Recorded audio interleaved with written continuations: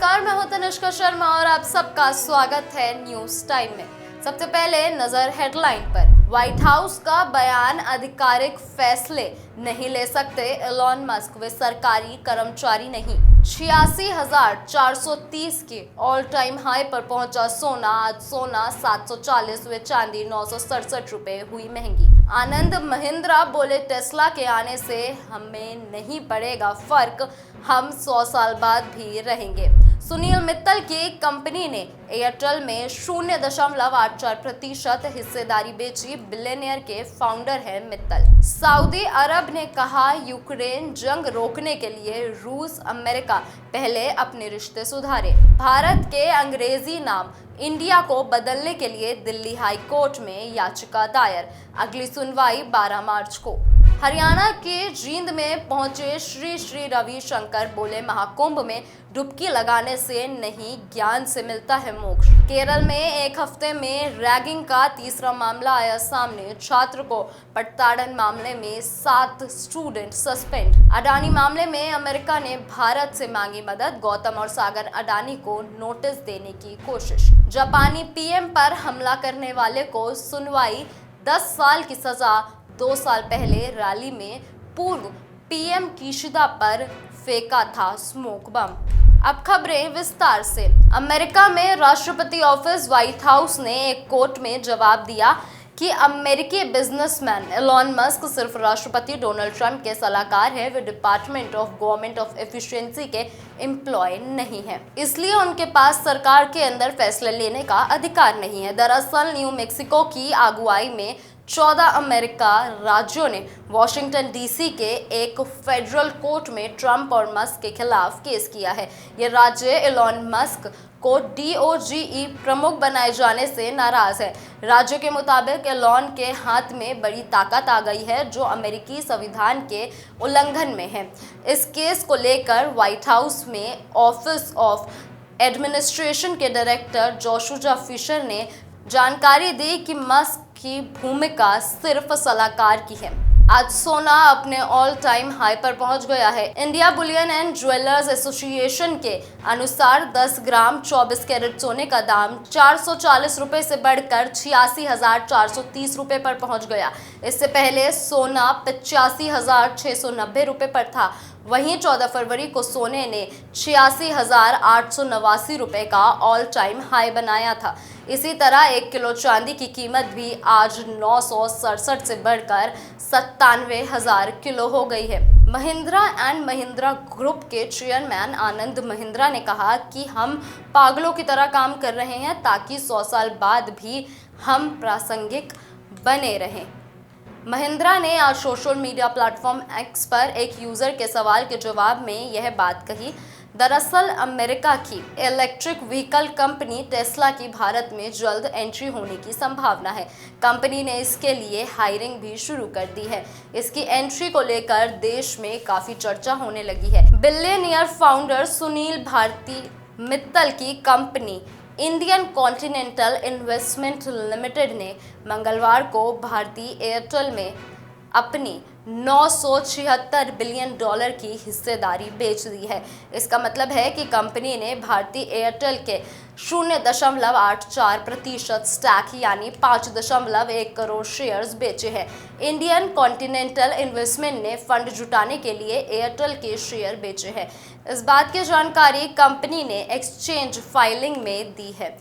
5.1 crore shares में से लगभग 1/4 शेयर ग्रुप की एक अन्य कंपनी भारतीय टेलीकॉम लिमिटेड ने खरीदी है। इसके साथ ही भारतीय टेलीकॉम के पास अब एयरटेल में 40.47% हिस्सेदारी हो गई है। भारतीय टेलीकॉम ने नवंबर में इंडियन कॉन्टिनेंटल से एयरटेल में लगभग 1.2% हिस्सेदारी खरीदी थी। डील में अन्य निवेशकों के नाम नहीं बताए गए हैं। इंडियन कॉन्टिनेंटल ने डील में 1,660.46 रुपये प्रति शेयर के भाव पर एयरटेल के शेयर बेचे हैं। यूक्रेन युद्ध को रोकने के लिए रूस और अमेरिका के बीच पहले दौर की बैठक शुक्रवार शाम को खत्म हो गई। बैठक सऊदी अरब के रियाद में हुई थी, जो 4.5 घंटे चली। इस बैठक में रूस अमेरिका ने सबसे पहले अपने आपसी रिश्ते सुधारने की पहल की। इसमें सहमति बनी है दोनों देश जल्द ही अपने दूतावासों को चालू करेंगे, यहाँ स्टाफ की भर्ती करेंगे ताकि दोनों देशों के बीच तनाव की स्थिति ना बने। यूक्रेन जंग शुरू होने के बाद दोनों देशों ने दूतावास से स्टाफ को निकाल दिया था। करीब 3 साल से दूतावास बंद पड़े थे। दिल्ली हाई कोर्ट में 17 फरवरी को भारत का अंग्रेजी नाम इंडिया बदलकर भारत या हिंदुस्तान करने की याचिका पर सुनवाई हुई। जस्टिस सचिन दत्ता ने केंद्र सरकार को याचिका पर जवाब दाखिल करने का समय बढ़ाया। 4 फरवरी को हुई सुनवाई में केंद्र ने जवाब दाखिल करने के लिए समय बढ़ाने की मांग की थी। दरअसल दिल्ली एनसीआर के रहने वाले नमा नाम के व्यक्ति ने संविधान के अनुच्छेद 1 में संशोधन की मांग की है। उनका कहना है कि इंडिया अंग्रेजी नाम है, इसे बदलकर भारत या हिंदुस्तान राज्यों का संघ कर देना चाहिए। इंडिया का नाम एक होना चाहिए। अभी इसके कई नाम हैं, जैसे Republic of India, Bharat, India, Bharat गणराज्य वगैरह। इतने नाम नहीं होने चाहिए। उनका कहना है कि एक देश के इतने नाम नहीं होने चाहिए। हर कागज़ पर अलग नाम है। आधार कार्ड पर भारत सरकार लिखा है, ड्राइविंग लाइसेंस पर यूनियन ऑफ इंडिया, पासपोर्ट पर रिपब्लिक ऑफ इंडिया लिखा है। इससे कंफ्यूजन होता है। हरियाणा के जींद में आज आध्यात्मिक गुरु श्री श्री रविशंकर पहुंचे। सेक्टर 7A में आयोजित अध्यात्म के महासंघ कार्यक्रम में रविशंकर ने कहा कि मोक्ष केवल महाकुंभ पर संगम में डुबकी लगाने से नहीं मिलता। मोक्ष प्राप्त करने के लिए ज्ञान जरूरी है। साथ ही हरियाणा की खापों की मुहिम का समर्थन करते हुए रविशंकर ने कहा कि एक गांव और एक गोत्र में शादी नहीं होनी चाहिए। नस्ल बचाने के लिए ज़रूरी है कि एक गांव और एक गोत्र में शादी ना हो और युवा पीढ़ी को नशे से दूर रखा जाए। उन्होंने आह्वान किया कि कैंसर की खेती को नहीं करना है और जैविक खेती को अपनाना है।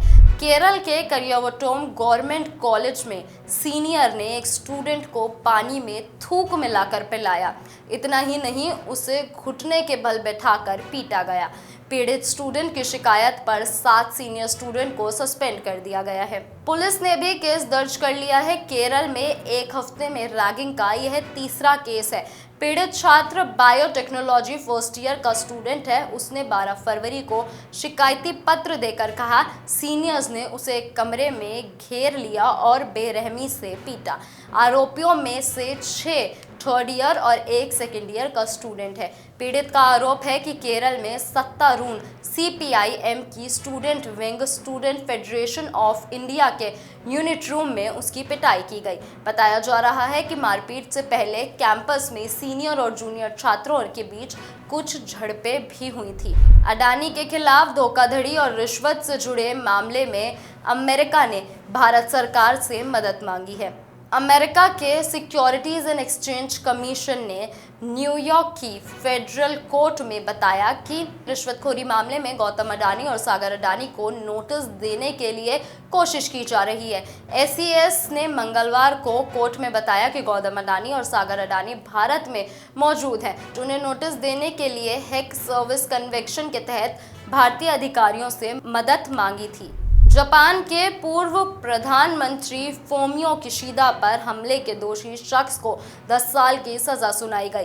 बुधवार को वाकायामा जिला अदालत ने सजा का ऐलान किया है। हमलावर का नाम रयूजी किमुरा, जो कि 25 वर्ष का है, उसे 5 आरोपों में दोषी ठहराया गया है।